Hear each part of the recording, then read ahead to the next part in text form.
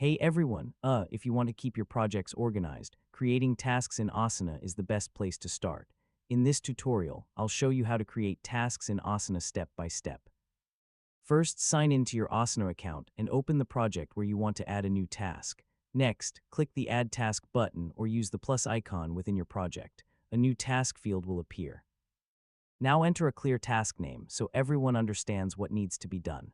You know, using short and descriptive titles makes projects much easier to manage.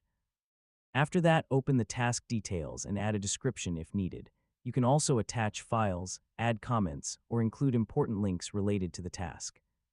So assign the task to yourself or a teammate, then set a due date to help keep the project on schedule. Next, if your project uses sections, move the task into the appropriate section, like To Do, In Progress, or Completed. Finally, save your changes and repeat the process for any additional tasks you need to create. And that's it. Yeah, you've successfully created tasks in Asana. Now you can organize your work, track progress, and collaborate with your team much more efficiently. Thanks for watching, and I'll see you in the next tutorial.